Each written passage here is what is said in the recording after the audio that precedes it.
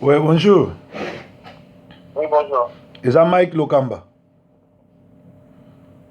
C'est qui s'il vous plaît? Et ça proverbe est tonton depuis Angleterre. Oui. Et ça yo. C'est Mike. Oyambaki mutumoro boye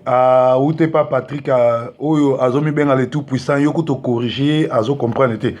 Alobaki na kokufa après 7 jours pour le etikali le eza le 5e jour. Etikali 2 jours 7e jour ekoka yango na bengi yo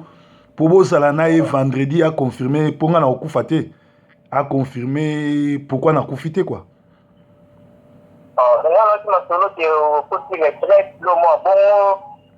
Non, non, non.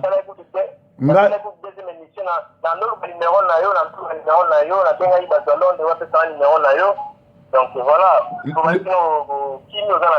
le côté retraite na kota qui avant. Na kota retraite jeudi soir na bimi samedi. L'air na bimi samedi nde batindeli nga vidéo pe na sali réaction na nga après retraite.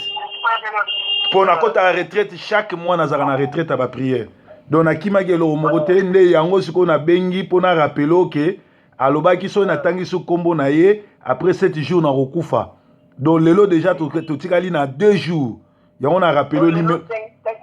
5e jour pour nga na salaki émission samedi. Na salaki émission samedi so tangi samedi lelo za 5e jour pour alobaki soki na tangi so kombo na ye apesi nga 7 jours na rokufa. Yango sikoyo lelo ouais yango sikoyo ba dinosaure na banzoi omoni teke dinosaure na nzoi eza kindoki. Mike. Oui,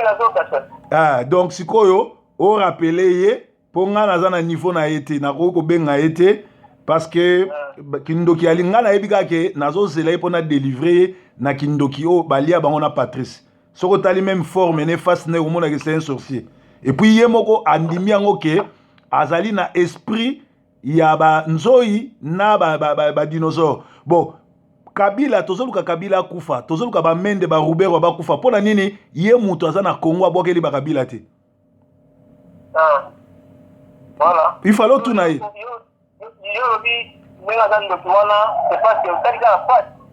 Fasciné déjà pour muto so akuta ina nzamba sokwa maka ozomona soko tali frère Patrice lera bandaka azaka bien te lera e panzamba sokwa meme azongi suna ki démon a baby. Et puis na Congo na Congo tozaki à part nzamba za le tout puissant tozaki na ba le tout puissant mi ba le tout puissant mazembe na tout puissant OK jazz pe kufa siko yaza tout puissant wapi. Bon, pour le tout puissant ça ka nzamba mais il y a le biaza le tout puissant c'est-à-dire azana un problème mental. Azana un problème mental kindoki alia et comme spo kindoki sore le ki mingi et comme so ma yele to comme so zo ba yesiko et comme si abanda ça ba délire. Yango moni lokola bosala ki émission na ye oyo numéro na ngai na ko sepela pe samedi obenga oyeba soki si na kufi. Alors soki na kufi te ye fois oyo yambeli sur na plateau et c'est notre solo na proverbe alobi aza na posa délivrer yo boza la bino mbali na plateau bo benginga na bondeli po na ye na benga na ba démon. Mike. Donc so ba pese information que na kende retraite depuis jeudi émission na bino na ye komona ngo samedi.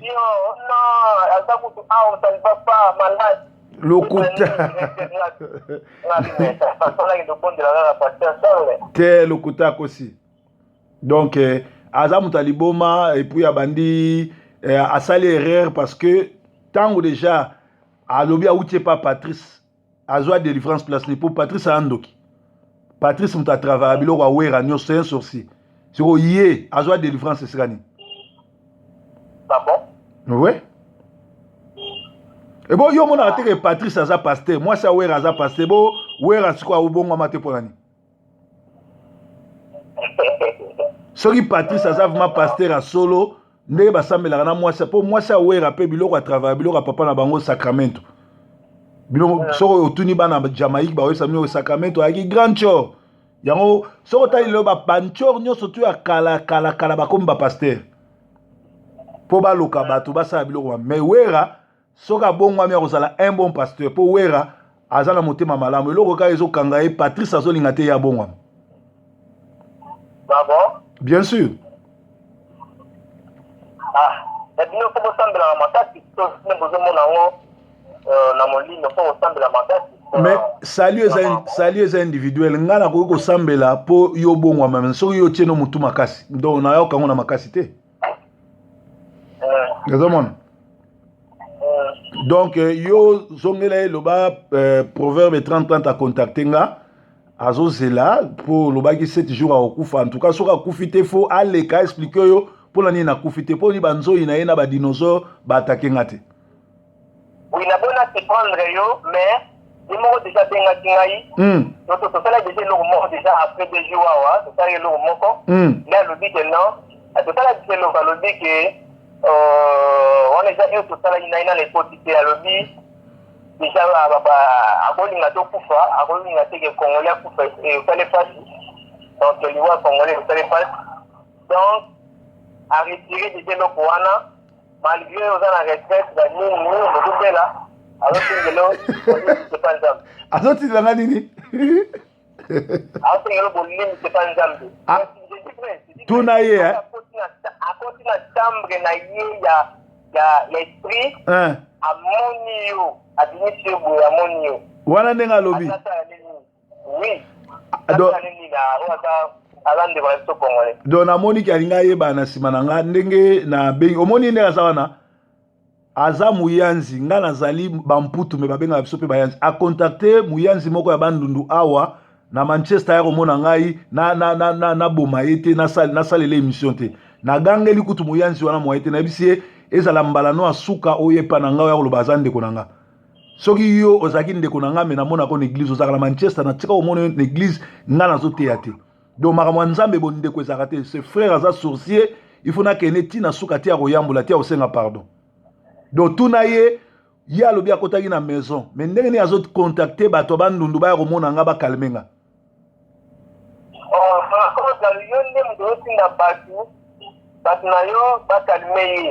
oh bon c'est là au monde émission au monde to so aboy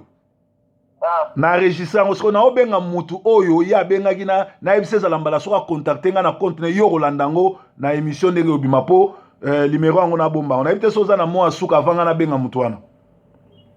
moi si déjà ka dans l'hôtel mission na yi comme ça na journal yo moko en ligne. OK ozana numéro nanga yebisa yebi benga ye loba proverbe lobi émission na boy yango ebi maté il faut total la 7e jour ah ouais l'avance te à kosa à tous la 7e jour à kosa atika kosa tous la 7e jour yo yebisa bongo bonga nazo kato pona benga mutu wana mususu d'accord OK donc ngana kosaka te tozwa mutu na tia numéro na été na tia kaka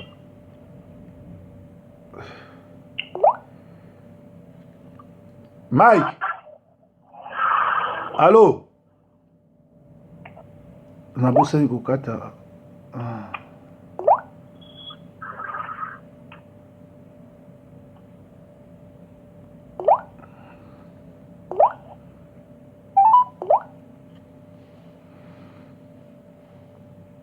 Gana benga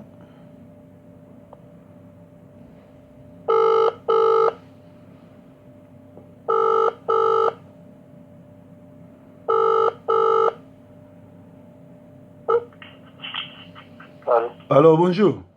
Oui bonjour. Ouais mbuta biso tozaka bien mais nazo regretter que yo benga kinga pona mutu wana Charles yo bengi lisuku no lobi ke nga na bengi yo oyebisa ye alembise pourtant nga na tiko tindo mission wana te omoni ke biloko ngo komi bien te non biso sonde wana e kamba ucho benga nga journaliste wana bengi nga lobi Joanna Charles asali émission ke nga na tindi yo benga ye po ya lembisa tu et pourtant yo mto contacta nga na komelo même message na obi ke ko oyebise ke na za na retraite na kimi na retraite et pourtant nga na yebiso ke ko contacter nga likolo na ete na ko répondre pe na ko kabe na satana mais yo yebise siko ke nga na zo bondela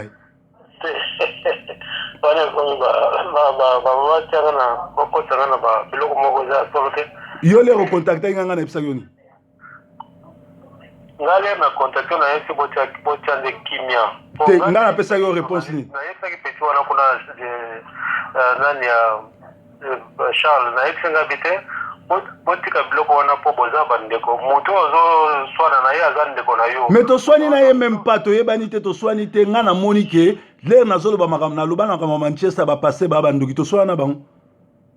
To swana bango te. Donc ngana swani na ete yende yo bengi ngana na biso ke naza kutu na retraite yo za mutali boso informa kinga alobi bo ba journaliste msupe ba benga ngala lobi na retraite na uti obima entre temps na yebiso pe ko benga ngala sute ko lobela ngasuma kama mutu wana te ngana ko répondre makama ko tia moto izate ko tika moto yate ngana ko répondre te ke to ba camarade na ko zela ti namona ndeka ko bomanga po alobi so kazana banzoi aza so kazana ba aza so kina ba dinosaure mais na kamo siko journaliste azoyeb sanga ke yo bengi ye ozoyebise asali kutu video bazo publier yango lobi ke ngana contacta ki yo yebise a doser tout kutu na kimi na prière komoni biloko wana vraiment vie ngano to zaka bien ngana respectaro biloko bongo soki yo mto sala ngo za bien te journaliste ona kosio ngana bengi te depuis yebsanga depuis tindelinga message wana ke na contacta sote kuna makamwana soko tuni papa Eric na yela passer Eric to sola ngabino na kota ngo sote parce que nga intervention na ezaki te mpo na sens ke na kote li ete nga na kote laki ete nga na yebisaki nga bi nalingi te bokoma so na bodose bosala pe na ye yo explike nga bi te ye aza sataniste boye na osala pe te nga bi mais bien alobi aza le tout puissant aza na toro be yo oza na réseau ya naza na réseau te problème na nga ezalaki nalingaki te namona bino na bitumba wana mpo naki moto ya liboso leo namoni vidéo à liboso wana les deux premières vidéos nga nayebisi soko oyokaki oyo ya deuxième alobi ke bayebisinga mpe kaza ndeko na ngai moyanzi tosa kotaka nungu yango wana natiki na nga mais nga nako ozongela eso te nayebise ke azobango bien boye nako te mais na makambo ya nzambe kimuyanzi alaka te bino boya bayanzi nga naza paster anamona bino te na boya pe bino te so tokutani tosolola makambo ya nzambe eza makambo esprit oyo alingi aye oyo alingi te tozalaka bien alors nga na regretaki kaka ile oyo obengi nga na obi kocontacte mpo eza makambo spirituel entre biso na ye moko azokosa me ngamu nazokosa te puisque ye alobi aza na banzoi alobi aza na badinosaure aza na Kinshasa banzoi na badinosaure atindeli yango kabila te mpo ani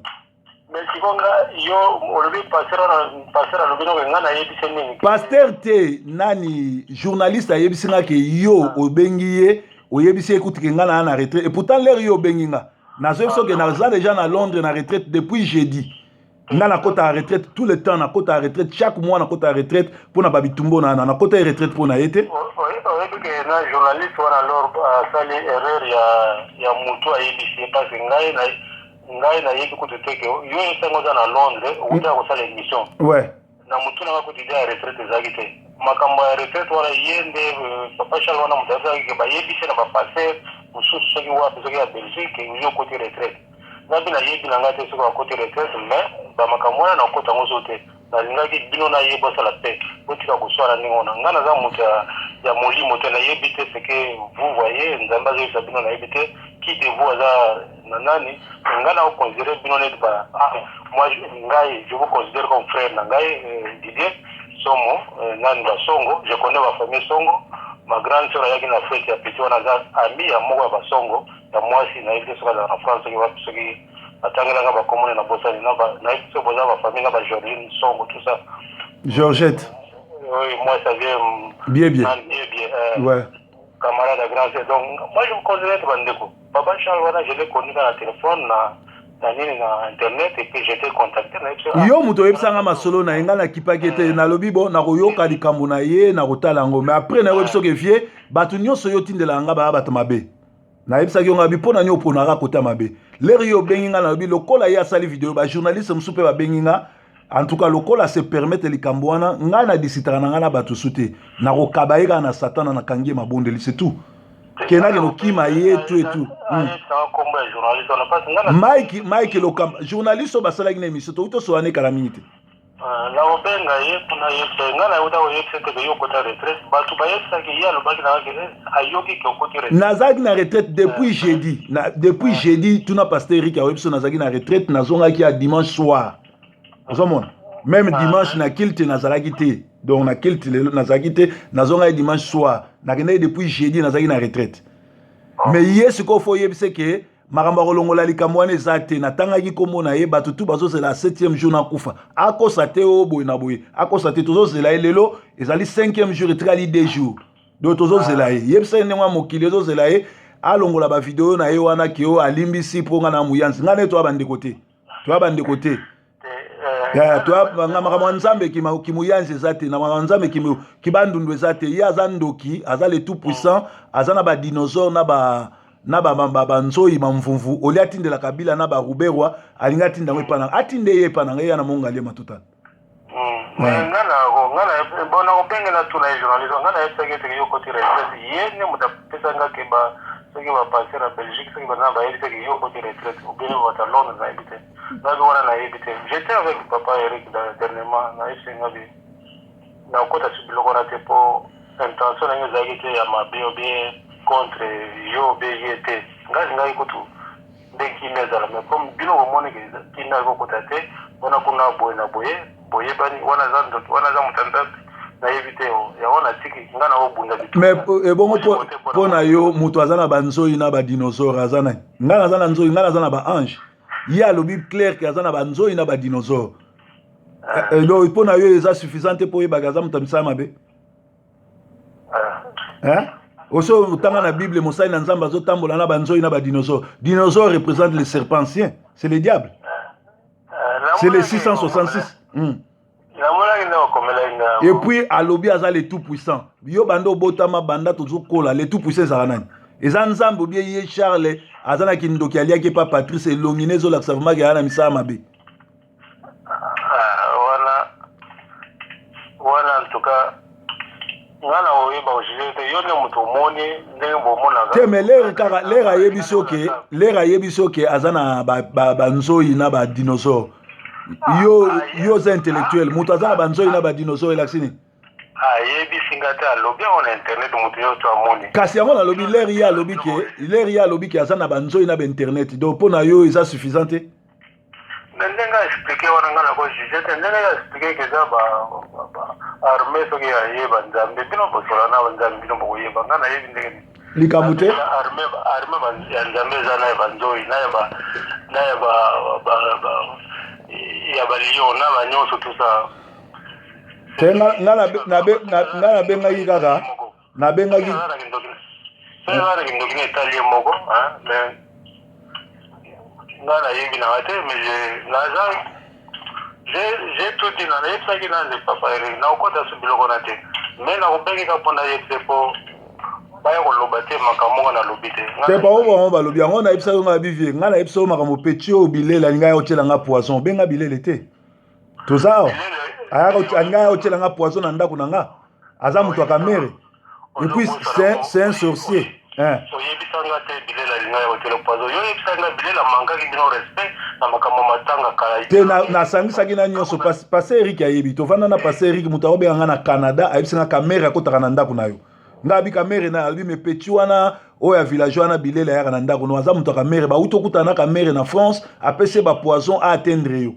nde basali pa ya nani ya na mokia po kamere azopesaka azotiela bakongole ba poison donc nga na benga ye kaka po to le babengi nga ke yo ozolobele bongo yango na bino na yebisaki via contacte nga lisusu mpo nango te po vie moto akontaktaki nga nalingaki mpe journaliste wana ayokaki na yebisaki odo ye Charles wana tozozele dans 7 jours dans 2 jours soki nakufi te il faut aleka aexplike nakufi te mpo yani puis ayambola bakisi ne nabondela nzambe mpo na ye ozala kitoko kimia ekotaka ndenge wana te problème ya nango te problème ya te napekisa ye atiaka su makolo na ndako na ngai te ayebi yango donc eza nango problème te